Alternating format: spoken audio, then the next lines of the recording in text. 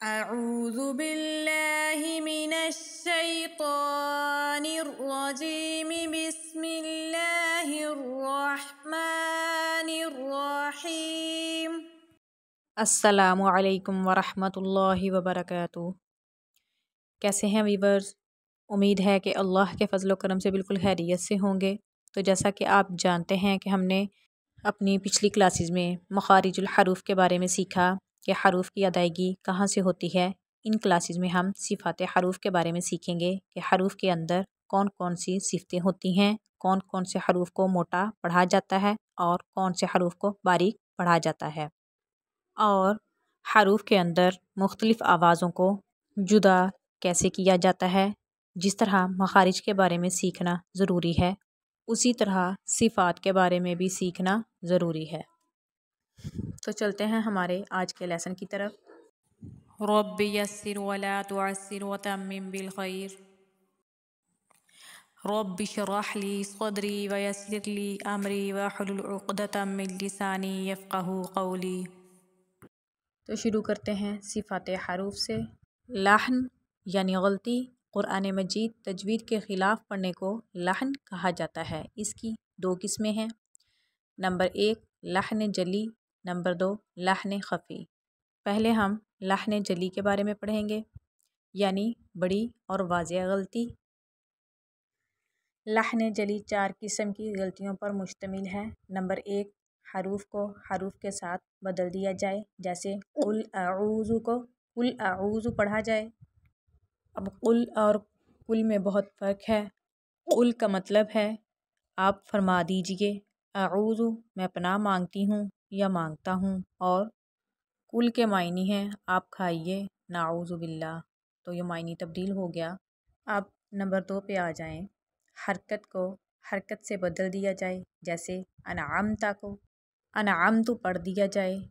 अब अनआमता का मतलब है तूने इनाम किया, और अनआमतु का मतलब है मैंने इनाम किया, नाऊज़ु बिल्लाह। इसी तरह नंबर 3 पे आ जाएं।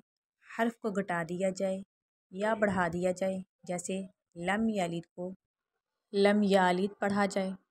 अब इसके या को लंबा नहीं करना और आप इसको लंबा कर दें तो ये गलत है, और हर्फ को घटा दिया जाए, जैसे लम यूलद को लम यूलद बोला जाए। अब नंबर 4 पे मुतहर्रिक को साकिन कर दिया और साकिन को मुतहर्रिक कर दिया, जैसे जअलना को जअलना पढ़ दिया। अब आप देख सकते हैं ये लाम पे जज़म है, तो इसे हम मुतहर्रिक यानी हरकत लगा देंगे तो ये उल्ट हो जाएगा।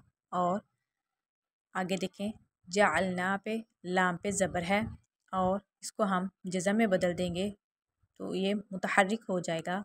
ने ख़फ़ी के बारे में पढ़ेंगे, यानी मामूली गलती। ये उस वक़्त पैदा होती है जब सिफ़ात आर्ज़ा में गलती की जाए। मसलन मफ़तूह रा को पूर पढ़ना था मगर बारीक पढ़ दिया, या इदगाम क़ल्ब और इख्फ़ा में गुन्ना करना था और नहीं किया। ये मामूली गलती है मगर इससे बचना भी ज़रूरी है। सिफ़ात सिफ़्त की जमा है। हरूफ की सही अदायगी और एक हरूफ को दूसरे हरूफ से सही तौर पर मुमताज़ करने के लिए मखारिज की तरह हरूफ की कुछ सिफ़ात भी हैं। तारीफ़ सिफ़्त कैफ़ियत, जिन कैफ़ियतों से हरूफ अदा होते हैं उनको सिफ़ात कहते हैं। सिफ़ात की दो किस्में हैं। नंबर 1 सिफ़ात लाज़िमा, नंबर 2 सिफ़ात आरिज़ा। पहले हम नंबर 1 सिफ़ात लाज़िमा के बारे में पढ़ेंगे। वो सिफ़ जो हरूफ में हमेशा पाई जाए। अगर वो सिफ़्त अदा ना हो तो हर्फ ना रहे या नाकिस अदा हो। इसकी भी दो सिफ़ात हैं, सिफ़ात लाज़िमा मुतज़ादा, नंबर 2 सिफ़ात लाज़िमा गैर मुतज़ादा। सिफ़ात लाज़िमा मुतज़ादा यानी इनका कोई अपोज़िट हो, उल्ट हो, और सिफ़ात गैर मुतज़ादा जिनका कोई अपोज़िट ना हो। अब चलते हैं सिफ़ात आरिज़ा की तरफ। सिफ़ात आरिज़ा वो सिफ़ जो हर्फ में कभी हो और कभी ना हो। अगर वो सिफ़्त ना पाई जाए तो हर्फ तो वही रहेगा मगर उसकी खूबसूरती बाकी नहीं रहेगी। मसलन जैसे ता को तो पढ़ेंगे, अब ता को इस्तफ़ाल की वजह से बारीक पढ़ते हैं और तो को मोटा पढ़ते हैं इस्ताला और इत्तबाक की वजह से। नेक्स्ट क्लासेस में इंशाअल्लाह इनके बारे में भी सीखेंगे। तो जिन्होंने हमारे चैनल को अभी तक सब्सक्राइब नहीं किया काइंडली वो सब्सक्राइब कर लें ताकि हमारी हर आने वाली वीडियो आप तक पहुंच सके।